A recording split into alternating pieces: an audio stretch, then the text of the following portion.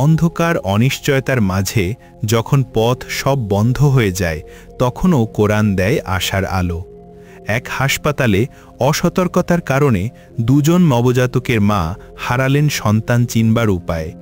বিভ্রান্তি, ভয় আর আতঙ্কের মধ্যে শেষ ভরসা হল কোরআনের একটি আয়াত। সেই আয়াতই হল নবজাতকদের জীবনের মোড় ঘোরানো আলোকবর্তিকা। আজকের আয়োজন এক অন্তর্বিদারক বাস্তব কাহিনী, কোরআনের আলোয় কিভাবে নিরীহ নবজাতক পেল আপন পরিচয়। ফতাহ সাঈদ কায়রো মেডিকেল কলেজের ইন্টার্নি বিশ্ব স্বাস্থ্য সংস্থার আওতায় গিয়েছিলেন জাম্বিয়ায়। চাইল্ড কেয়ার বিভাগে তার সঙ্গে ছিলেন আয়ারল্যান্ডের মেডিকেল ছাত্রী ক্লারা জোন্স। 12 নম্বর কেবিনে দুজন প্রসূতি নারী একসঙ্গে সন্তান প্রসব করলেন। অসতর্কতার কারণে দুটি নবজাতক, এক ছেলে এক মেয়ে, অদল বদল হয়ে গেল।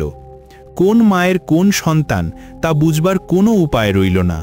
দুই মা তখনও অচেতন। মিশন প্রধানকে জানালে কঠোর শাস্তির ভয়, আবার মিথ্যা বা অসৎ উপায় অবলম্বন করাও সম্ভব নয়।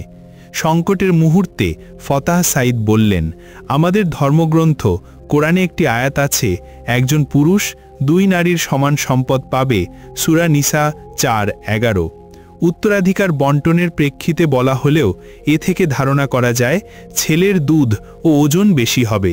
তারা পরীক্ষা করলেন, ছেলে শিশুটি সত্যিই মেয়ের তুলনায় ভারী ও তার মায়ের দুধও বেশি। নবজাতকদের সঠিক মায়ের কোলে তুলে দেওয়া হলো। পরদিন আল্ট্রাসাউন্ড রিপোর্ট মেলানো হলো। ফাতাহের আদাজ ঠিক প্রমাণিত হলো। ক্লারা বিস্ময়ে বলল, তোমার কোরআনের কারণে আমরা বেঁচে গেলাম, সত্যি আশ্চর্য। সাঈদ অশ্রুসিক্ত কণ্ঠে উত্তর দিলেন, আমি নিশ্চিত ছিলাম না, কিন্তু ডুবন্ত মানুষের মতো আঁকড়ে ধরেছিলাম কোরআনকে, আর সেই কোরআনই আমাদের বাঁচিয়ে দিল।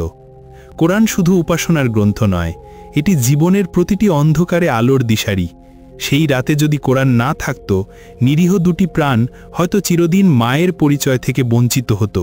তাই জীবন যতই জটিল হোক, কোরআনের দিশা আঁকড়ে ধরলেই মিলবে মুক্তির আলো।